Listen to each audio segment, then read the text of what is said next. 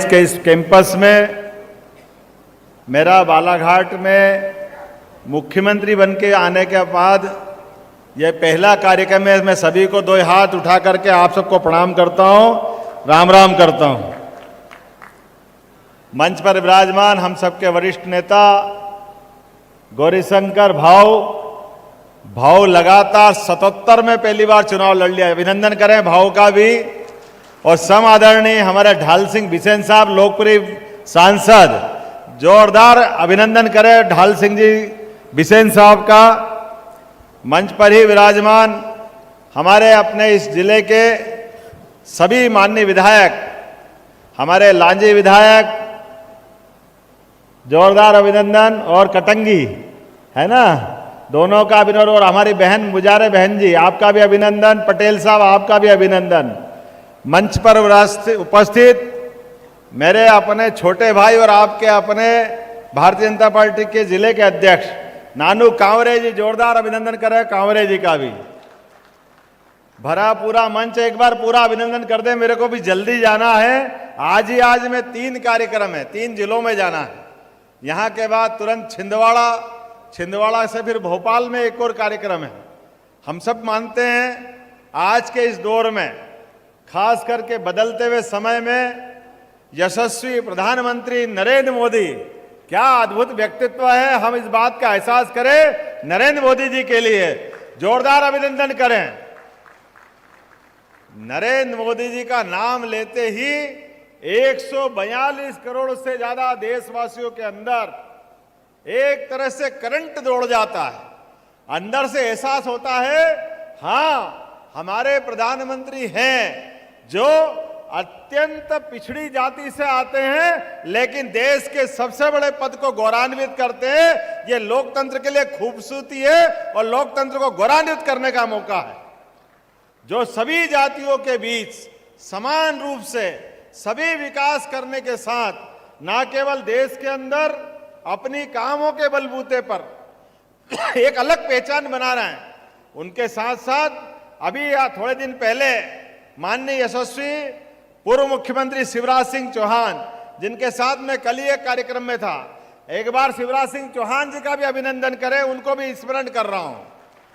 हमारे बीच हमारी अपनी पार्टी के अंदर यह गौरवशाली परंपरा है जिसके आधार पर गांव-गांव में, जिले-जिले में, शहर-शहर में, नगर-नगर में अगर विकास का कारवां बढ़ा है तो उसका एकमात्र कारण हमें इस बात का गर्व है कि सरकार तो आएगी और जाएगी। सरकार वो जिसके कामों के माध्यम से सरकार पहचानी जाए। भारत रत्न स्वर्गीय अटल बिहारी वाजपेयी जी को कौन भूल सकता है। हम अटल बिहारी वाजपेयी जी को भी स्मरण करें, करतल ध्वनि से अभिनंदन करें स्वर्गीय अटल बिहारी वाजपेयी जी का। एक ऐसे व्यक्तित्व जिन्होंने विपक्ष को भी गौरवान्वित किया, और जब सरकार चलाई तो सरकार भी ऐसी चलाई कि हां लगता था कि हमारी सरकार है। गरीब से गरीब आदमी के गांव के अंदर प्रधानमंत्री सड़क बना करके एक तरह से सौगात दी है। मुझे इस बात की प्रसन्नता है, यद्यपि कि सभी पुरानी सरकारों ने काम किया है, कोई सरकार खराब नहीं होती है। ये तो हम भाग्यशाली हैं। आजादी के बाद भारत में लगातार सत्ता के माध्यम केवल जनता है। जनता ने जिसको वोट दिया उसके आधार पर सरकार बनती आई। अन्यथा अब तो टेलीविजन का जमाना है, सोशल मीडिया का जमाना है। बगल के पाकिस्तान और कई देश देख लो क्या हो रहा है वहां पे, कैसी हालत है। ऐसी हालत में भी अपने बलबूते पे सरकार बना करके यशस्वी प्रधानमंत्री के माध्यम से तो अपने देश के जनता ने एक नया संदेश दिया है। कोई सोच सकता था पहले 1984 में स्वर्गीय राजीव गांधी जी की सरकार प्रचंड बहुमत से बनी, वो भी कारण इंदिरा जी की असामयिक हत्या हो गई थी, तो जनता गम में डूबी थी और एक झटके के साथ पूरा देश ने मिलकर के राजीव गांधी जी की सरकार बनाई। लेकिन धीरे धीरे बहुदलीय सरकार की आदत पड़ गई। हमारा लोकतंत्र कहीं किसको, लेकिन कुल मिला के सरकार हमारी बनी। अटल बिहारी वाजपेयी जी ने तो 24 दलों को मिला के सरकार बनाई थी। अब आप बताइए 24 दलों को मिला के सरकार बना के चलाना कितना कठिन काम होगा। उसके पहले नरसिम्हा राव जी में भी 11 दलों को मिला के सरकार बनाई, लेकिन बहुदलीय सरकारी व्यवस्था में कई सारी कठिनाइयां होती है। लेकिन मुझे इस बात की प्रसन्नता है, जनता के बीच गुजरात के मॉडल के आधार पर जिस प्रकार से नरेंद्र मोदी जी ने काम किया था, जनता के बीच वो गए, गोवा में घोषित हुए स्टार प्रचारक, और अपने कामों के बलबूते पर मोदी जी ने जनता के बीच जब बात रखी, मुझे इस बात की प्रसन्नता है, पहली बार 35 साल के बाद प्रचंड बहुमत से एक दल की सरकार बना करके पूरे देश ने संदेश दिया है कि हाँ, हमारा लोकतंत्र धीरे धीरे धीरे धीरे मजबूत होता जा रहा है, दिन दूना रात चौगुना। और ये मैं तो लोकतंत्र के लिए अच्छा मानता हूं, किसी भी दल की सरकार बने, लेकिन सरकार पूर्ण बहुमत की बनना चाहिए। जब सरकार पूर्ण बहुमत की बनती है तो अपने आप संदेश हो जाता है। और अब तो जनता 2019 में फिर माननीय मोदी जी को, और तब तक मोदी जी के काम को और सरकार को देख भी लिया। हमारे देश की सीमाओं पर पाकिस्तान अपने जन्म के समय से ही संकट खड़े करता रहा है, कभी क्या करता, कभी क्या करता, कभी आतंकवादी भेजता, कभी और कोई घटना को अंजाम देता है, कभी हमारे देश के कातिलों को अपना पनाह दे करके, हमारे दुश्मन को जगह दे करके हमको मुंह चिढ़ाने का काम करता है। हमको मालूम है पाकिस्तान की नापाक हरकतों के कारण से हमारी देश की सीमाओं पे रक्षा करने वाले सैनिक, उनके सर काट के भी पाकिस्तान के सैनिक अपनी सीमा में ले जाते। फुटबॉल खेलते, हमको फुटबॉल खेलते हुए सारे पाकिस्तानी दरिंदे ऐसा लगता कि परमात्मा ये कौन सा जन्म दे दिया। हमारे देशभक्त रक्षा सैनिकों की, वो तो हमारी रक्षा में लगे, उनने किसका क्या बिगाड़ा था। लेकिन हमारे सामने देश के सैनिकों के सिर फुटबॉल की तरह लात मार करके पूरे देश को लज्जित करने का काम वो करते थे। पूरा देश हताशा से, निराशा से, गुस्से से देखता रह जाता था, लेकिन उसका बदला नहीं ले पाता था। मुझे इस बात की प्रसन्नता है, जब एक दल की प्रचंड बहुमत की सरकार बनी, नरेंद्र मोदी की सरकार बनी, माननीय नरेंद्र मोदी जी ने उनको घर में घुस करके उन आतंकवादियों के छक्के छुड़ा करके उनको एहसास करा दिया कि हिंदुस्तान इतना कमजोर नहीं है। हिंदुस्तान को आप चाहे जिस दृष्टि से देखो, लेकिन हिंदुस्तान और अपनी सेनाओं की, सीमाओं की और सैनिकों की रक्षा करना जानता है। हमको इस बात की प्रसन्नता है, एक बार नहीं, दो बार, चाहे सर्जिकल स्ट्राइक हो, चाहे एयर स्ट्राइक हो, हर बार सेना के मान सम्मान का, देश के आत्मसम्मान का जब मौका आया, नरेंद्र मोदी जी ने अपने आप को सबसे पहले खड़ा होकर के देश का मान बढ़ाया। ऐसे प्रधानमंत्री के हम देश में रहते हैं, इस बात की मुझे खुशी है। और केवल एक ही क्षेत्र नहीं है, हमने देखा आजादी के बाद जब ये हिसाब लगाने लगे देश के लोग कि हाँ, प्रधानमंत्री कैसे होना चाहिए, नरेंद्र मोदी जैसे होना चाहिए, तो दूसरी बार फिर 2019 की सरकार बनी, प्रचंड बहुमत के साथ दोबारा हमारे अपने यशस्वी प्रधानमंत्री ने शपथ ली। उनने एहसास कराया, देश का उत्तर हो, दक्षिण हो, पूरब हो, पश्चिम हो, सबको साथ लेके चलने का और सबके बीच विकास के मामले में मदद देने का डबल इंजन की सरकार का नारा आया। और डबल इंजन की सरकार के माध्यम से एक के बाद एक हमने अपनी आंखों के सामने देखा है।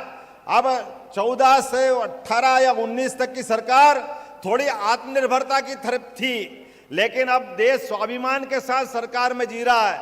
हमने सबने देखा कोविड का खराब समय, मुझे बालाघाट भी याद आता है, यहां पर भी हाहाकार मचा था, जान के लाले पड़े थे, ना दवाई का ठिकाना, ना मरीज का कोई संभालने वाला, और तो और भूले भटके मर जाए तो घर वाले हाथ लगाने को तैयार नहीं, इतना डर का माहौल था। ऐसा बिल्कुल एक नई दुनिया में हम प्रवेश कर रहे थे। लेकिन मुझे इस बात की प्रसन्नता है, नरेंद्र मोदी जी की सरकार ने उस समय भी निर्णय लिया कि कोई भूखा नहीं मरेगा, क्योंकि रोजगार धंधे बंद हो गए थे। कोई को आने जाने के लिए साधन नहीं मिल रहे थे। देश में लॉकडाउन लगा करके उस समय ताली और थाली बजा करके देश को रोकने का प्रयास किया, लेकिन हमको ताली और थाली के माध्यम से सावधान कर रहे थे। भारत सरकार जब चुनी जाती है तो लगभग 100 करोड़ मतदाताओं के वोट से चुनी जाती है। उसकी जवाबदारी होती है, उसकी हिस्सेदारी होती है, वो सबके विश्वास की आशा और अपेक्षा के आधार पर होती है। मुझे इस बात की प्रसन्नता है, नरेंद्र मोदी जी ने लॉकडाउन भी कराया, लेकिन हजारों जान को बचाने का काम भी कराया। ये नरेंद्र मोदी जी की सरकार है, जिसके कारण से पूरे दुनिया में संदेश गया कि एक ऐसा इतना बड़ा देश, जिस देश की आबादी 142 करोड़, लेकिन ऐसे विविधता वाले देश में जहां रेगिस्तान है, सियाचिन जैसी हड्डी जमाने वाली बर्फ है, सब मौसम अलग अलग प्रकार का, विविध प्रकार के फैले हुए भौगोलिक भूभाग में लोग, लेकिन हर व्यक्ति की चिंता करने का काम सरकार ने किया। मुझे इस बात की प्रसन्नता है कि लगातार उनके साथ कदम से कदम मिला करके मध्य प्रदेश की सरकार भी बराबरी से खड़ी थी। किसी को कोई कष्ट नहीं आया, किसी को तकलीफ नहीं हुई। मुझे इस बात की भी प्रसन्नता है कि मोदी जी के माध्यम से हमारे देश के स्वाभिमान के और हमारे देश के अंदर की कुव्यवस्था के मुस्लिम बहनों के लिए 3 तलाक के मामला आया, और 3 तलाक के मामले में तो सुप्रीम कोर्ट ने फैसला दिया था कि ये 3 तलाक मुस्लिम बहनों के जीवन में नर्क का काम करेगा, उनकी जिंदगी असहाय बनाएगा। मुझे इस बात की भी प्रसन्नता है, नरेंद्र मोदी जी ने आगे बढ़कर वो खराब कानून को बदलने का काम किया कि 3 तलाक भी हिंदुस्तान का हिस्सा नहीं हो सकता है। 3 तलाक के माध्यम से कोई धर्म की बहनें हो, चाहे हिंदू हो, मुसलमान हो, अगर किसी के जीवन में भी कष्ट आएगा तो माननीय मोदी जी वहां आगे खड़े होते हुए हमको दिखाई देते हैं। मुझे इस बात की प्रसन्नता है कि लाडली लक्ष्मी कन्यादान योजना या हमारी लाडली लक्ष्मी बहनें, मुझे इस सरकार बनने के साथ अभी अभी चिल्लाने लगे थे भाई बहन कि पैसा नहीं है, एक ही बार सरकार बनाइए, आगे कहां से लाओगे। हमने कहा पैसा भी है और योजना भी चलेगी, कोई योजना बंद नहीं होगी। ये भारतीय जनता पार्टी की सरकार है। हमने सबने लगातार प्रबंधन किए, कोई योजना बंद नहीं होगी। सभी योजना जिनके माध्यम से माता और बहनों की अगर जिंदगी में कोई उजाला आता है तो निश्चित रूप से ऐसी योजनाओं को कैसे बंद कर सकते हैं। और भाइयों और बहनों, और खासकर बहनों, आप सुन लेना, हर 10 तारीख को बराबरी से आपके खाते में पैसे आ रहे हैं, लेकिन इस बार तो और जल्दी करने वाले हैं, क्योंकि अगला महीना शिवरात्रि का भी है, होली का भी है, कई त्योहार है, बीच में खर्चे की जरूरत पड़ेगी। अब हमको आदत पड़ गई है, तो आपको आपके खाते में 1 तारीख को ही पैसे डाल दिए जाएंगे। ये पैसे आपके खाते में आने वाले हैं। ये आपके अपने इस छोटे से कार्यकर्ता का और प्रदेश के मुखिया का, मुख्यमंत्री का, और मुख्यमंत्री क्यों, मैं तो अपने आप को मुख्य सेवक मानता हूं। जब देश के प्रधान सेवक नरेंद्र मोदी है तो डॉक्टर मोहन यादव कैसे अपने आप को मुख्यमंत्री मान सकता है। मुख्यमंत्री केवल संवैधानिक दायित्व के आधार पर, लेकिन प्रधान सेवक के साथ मैं भी मुख्य सेवक के रूप में आपकी भूमिका निभाने आया हूं। और आज यहां जब आपके बीच में आया हूं तो खाली हाथ नहीं आया हूं। अभी हमारे कावरे जी कह रहे थे, कावरे जी ने कहा कि ये आयुर्वेदिक के मंत्री थे, इनकी बहुत इच्छा थी। और यहां तो बालाघाट में पूरा वनांचल, कान्हा का आधा हिस्सा, अभी ढाल सिंह जी बता रहे थे कि आधा हिस्सा कान्हा राष्ट्रीय उद्यान का तो इसी में आता है। बड़े पैमाने पर हमारे यहाँ बड़ी संभावना है। ऐसे में अब हमारी, जैसे मैंने कहा पहले भी कि कोविड के समय आयुर्वेद का महत्व मालूम पड़ा था, तो आयुर्वेद के आधार पर इस क्षेत्र में विकास क्यों नहीं होना चाहिए। हमने सरकार के पहले अंतरिम बजट में इस बात का प्रबंधन किया कि मंडला, बालाघाट ऐसे सभी वनों वाले जिलों में आयुर्वेदिक मेडिकल कॉलेज खोलने का निर्णय करते हैं। बहुत जल्दी बड़ी सौगात अपने इस आयुर्वेदिक कॉलेज की बालाघाट में मिलने वाली है। मुझे इस बात की भी प्रसन्नता है कि लगातार एक के बाद एक कई सारे उद्योग, आज भी जब मैं आया तो यहां पर 3 उद्योग messrs Hindustan green energy limited, messrs Hindustan Thames private limited के माध्यम से औद्योगिक इकाइयों का भूमि पूजन मैंने किया है और 761 करोड़ की लागत के कई सारे निर्माण कार्य का यही भूमि पूजन लोकार्पण किया है। यह डबल इंजन की सरकार है। आप अभिनंदन करें अपने विकास कार्यों का। जरा आनंद आना चाहिए कि नहीं आनंद जाना चाहिए? जोरदार ताली बजा करके ये सारे होने वाले कामों में आप सहयोगी बने। जो काम हम कर रहे हैं जरा आप देखो तो सही कौन कौन से काम हैं। 715 करोड़ के 29 नवीन निर्माण कार्य जिनके आधार पर मैंने भूमि पूजन किया, उसमें 150 करोड़ की लागत से पीवीसी इंसुलेशन इलेक्ट्रिक मीरकपुर एक फैक्ट्री बनने वाली है, उसका भूमि पूजन हमने किया है। 300 करोड़ की लागत से गुरु घाट, क्या गुडरू घाट, गुडरू, मैं आता हूं पंडितों की नगरी से तो मेरे को गुरु जल्दी दिखता है, लेकिन गुडरू घाट, ये गुडरू घाट में लगभग 300 करोड़ की लागत से इथेनॉल का नया प्रोजेक्ट का आज भूमि पूजन हुआ है। हम सब अभिनंदन करें इस बात का। 200 करोड़ की लागत से सिलिको फेरो अलाइज स्टील इकाई का निर्माण कार्य भी यहां शुरुआत की है। लगभग 12 करोड़ 51 लाख की लागत से कीनी, खुरमुंडी, अमई, कोचेवाई, बकोड़ा इत्यादि स्कूल, हाई स्कूल खोलने का यहाँ का भूमि पूजन किया। कौन कौन से विधायक के क्षेत्र में आता, हाथ खड़े कर देना, बताते जाना। आपके इसमें भी आता है, बहुत अच्छा, ताली वाली बजा कर अभिनंदन कर सकते। 2 करोड़ 17 लाख की लागत से तिरोड़ी मलाज खंड शासकीय महाविद्यालय का आज यहीं पर निर्माण कार्य का भूमि पूजन किया जा रहा है। इस अवसर पर चंदन नदी पर झालीवाड़ा मेहदुली मार्ग में 11 करोड़ 43 लाख की लागत से वाराणसी ने जोरदार अभिनंदन करे अपने इस नए निर्माण कार्य का। 20 करोड़ 42 लाख की लागत से, अब नाम पढ़ूंगा तो बहुत सारे हो जाएंगे, विभिन्न ग्रामीण सड़कों का भूमि पूजन भी यहीं संपन्न किया है। और 45 करोड़ की लागत से लगभग 45 विकास कार्यों का यहां पर आज लोकार्पण किया जा रहा है, जिसमें 20 नल जल योजना। आप बताइए, हमारे भाई बहन गांव के अंदर वो नल से जल क्यों नहीं पी सकते? ये नरेंद्र मोदी जी की सरकार है जिनने निर्णय किया एक एक गांव में नल जल योजना के माध्यम से प्रत्येक गांव के अंदर नल जल की इकाई स्थापित करेंगे।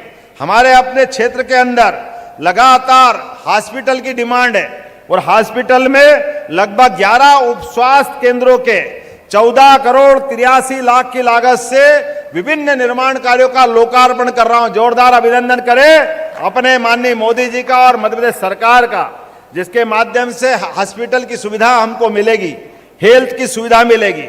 6 करोड़ की लागत से सड़कों का निर्माण और सुदृढ़ीकरण का काम भी आज लोकार्पित किया जा रहा है। मैं आज के इस अवसर पर कई सारे मामले आपको सामने बता सकता हूं और कोदो कुटकी के मामले में तो हमने सबसे पहली सरकार मध्य प्रदेश में गठन होने के बाद हमारे इस क्षेत्र की बेटी रानी दुर्गावती, जिसने जीते जी हमारा मान बढ़ाया, सम्मान बढ़ाया, पहली कैबिनेट रानी दुर्गावती और रानी अवंतीबाई के माध्यम से की है।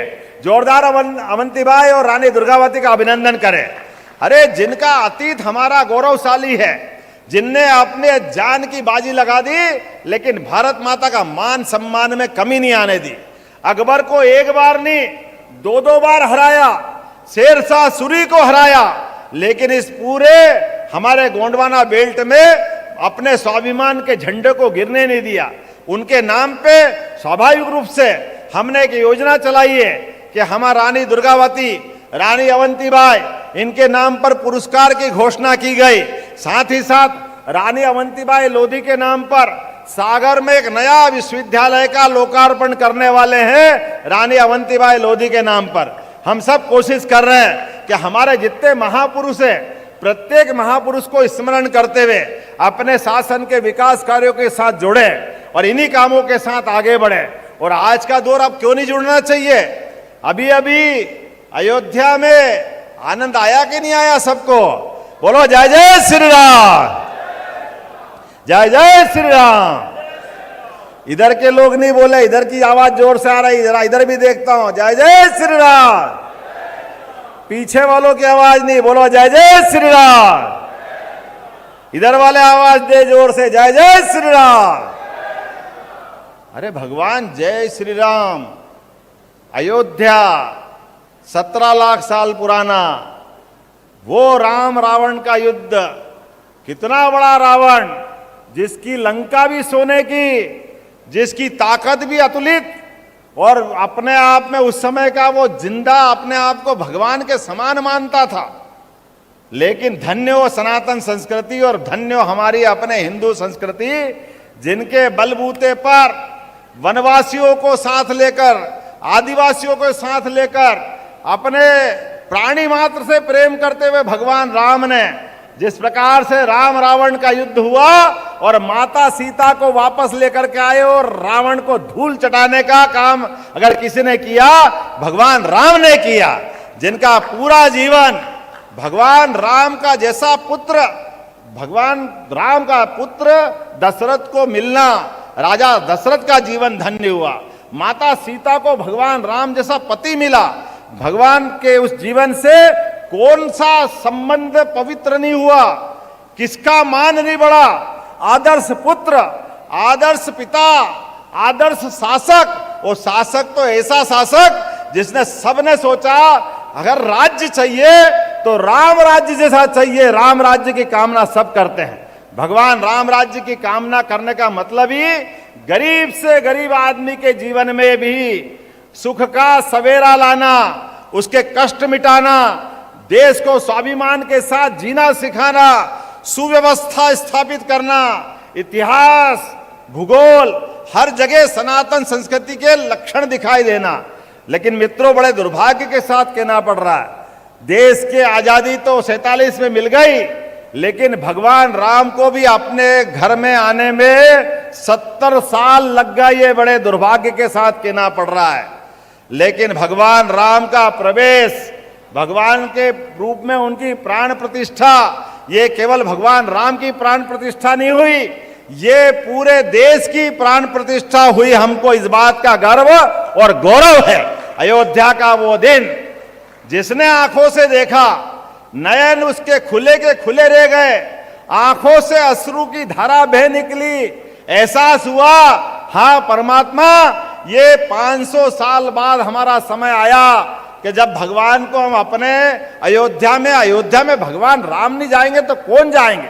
लेकिन बड़े दुर्भाग्य के साथ कहना पड़ रहा है, भगवान राम की प्राण प्रतिष्ठा के अवसर पे भी पहले तो निर्माण कार्य में अड़ंगे लगे और बाद में भगवान के निर्माण कार्य के बाद जब सुप्रीम कोर्ट ने फैसला दे दिया तो दिए फैसले के बाद भी उनके गर्भगृह के प्रवेश के अवसर पर निमंत्रण दिया।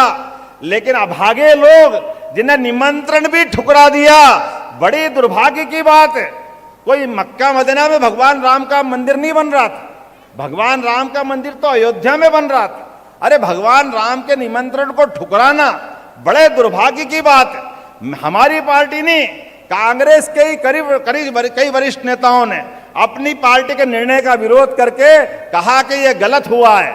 मुझे इस बात की प्रसन्नता है, आज नहीं तो कल अब ये सांस्कृतिक अनुष्ठान का जो पर्व चल रहा है, निश्चित रूप से जनता समझदार है, ऐसी नादानियों से बचना चाहिए। निश्चित रूप से देश की बहुसंख्यक आबादी अगर किसी को आराध्य मानती है तो सबको उनका सम्मान करना चाहिए।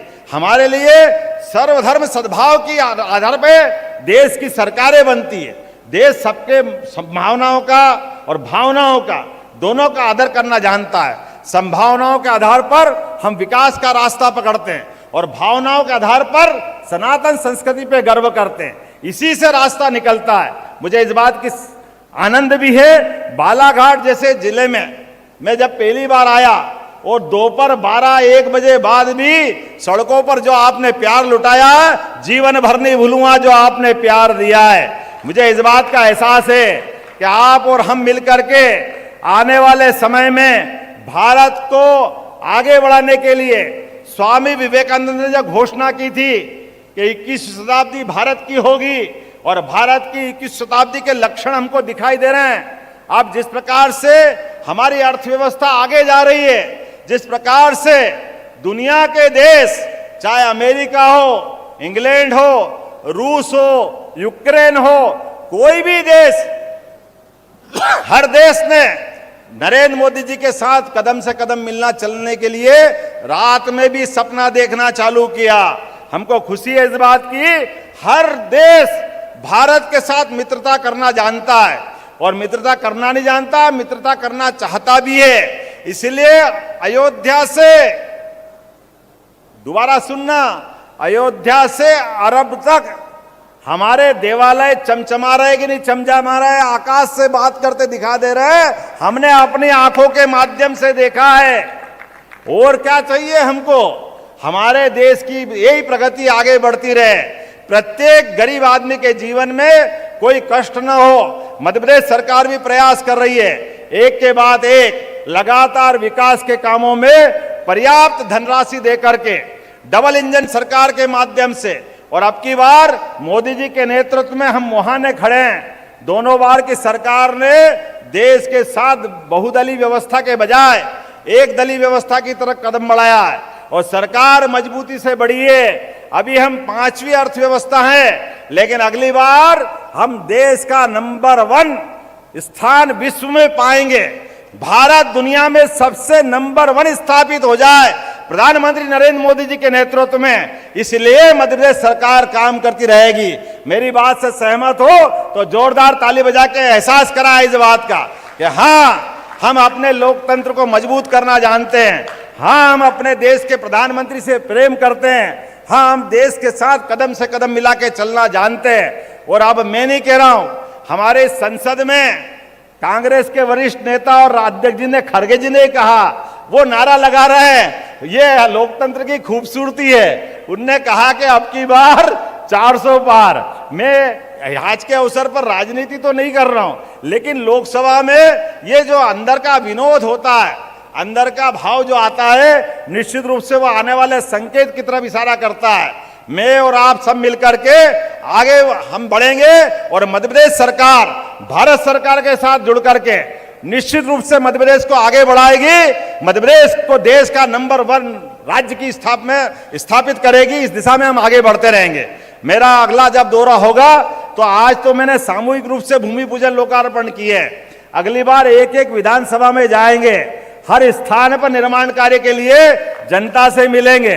थोड़ा समय कम था, कई सारे कारणों से ये अभी अपनी 2-3 महीने का भी समय भी नहीं हुआ है, लेकिन फिर भी हमने कहा कि आज मैं लगभग 48वें जिले में आया हूं और कोशिश कर रहा हूं कि ये सरकार संवेदनशील सरकार है, ये सरकार गरीबों के आंसू पोंछने वाली सरकार है। ये सरकार अधिकारियों कर्मचारियों को संदेश देना जानती है कि पारदर्शी, जवाबदेही, चाहे ड्राइवर क्यों न हो, उनकी इज्जत भी सरकार की इज्जत है, उसकी इज्जत में हाथ डालने का किसी को अधिकार नहीं है। ये सरकार इस बात के लिए भी प्रेरित करती है कि अगर खुले में कोई मटन बेचे, मांस बेचे, फूड सामग्री बेचे, कानून उसकी अनुमति नहीं देता है। इसलिए खुले में किसी को भी इस प्रकार के सामान बेचने की अनुमति नहीं होगी। हम सब उनके लिए मार्केट बनाएंगे, बंद एक अपने उनके बाजार में, जिनको खाना है मना नहीं करेंगे, लेकिन खुलेआम बेचना ये तो सबका अपमान है। और अपमान से बढ़कर के कोई अगर ये गंदी मछली, गंदा कोई खाना खाएगा तो उसका जीवन बिगड़ेगा, उसको खाने के साथ स्वास्थ्य की अपनी मूल चीज से खिलवाड़ हो जाएगा, तो उससे बचाना भी सरकार की जवाबदारी। तो निश्चित रूप से खाने में मना नहीं है, लेकिन बाजार बना करके, और ध्यान देना, कोई नगर निगम, नगर पालिका, कोई नगर परिषद या पंचायत में पैसे नहीं है, सरकार सबको पैसे देगी। आप बाजार बनाओ, निश्चित रूप से उनका निश्चित स्थान रहेगा जहां वो सामान बिकेगा, लेकिन खुलेआम इस प्रकार से बेचने की अनुमति नहीं होगी। मेरी अपनी ओर से आज के इस अवसर पर बालाघाट के अंदर मेरे मित्रों ने बहुत सारी बात अलग अलग कही है। आने वाले समय में जब तक सरकार नहीं बनती तब तक अलग अलग दलों के हो सकते हैं, लेकिन सरकार बन जाए तो सरकार के साथ सब बैठते हैं। आप भी जो कोई विकास के काम दोगे, मैं समान रूप से सबको साथ लेके चलने में विश्वास करता हूं, क्योंकि मध्य प्रदेश को आगे बढ़ाना है, प्रदेश को आगे बढ़ाना है, देश के साथ चलना है। माननीय नरेंद्र मोदी जी के नेतृत्व में सारे प्रदेश लगातार धन के आधार पर कोई अभाव महसूस नहीं कर रहे हैं। तो निश्चित रूप से हम और आप सब मिलेंगे और मध्य प्रदेश को आगे बढ़ाएंगे। बोलो मेरे साथ, आप तैयार हैं?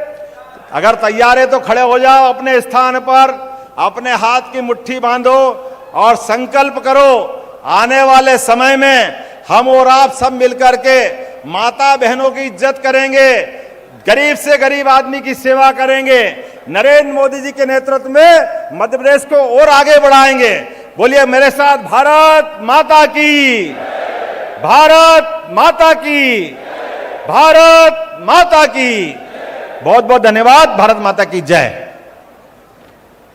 करतल ध्वनि से आभार प्रकट करें, जोरदार तालियां हो जाएं हमारे यशस्वी माननीय मुख्यमंत्री जी डॉक्टर मोहन यादव जी के लिए। आपका बहुत बहुत धन्यवाद।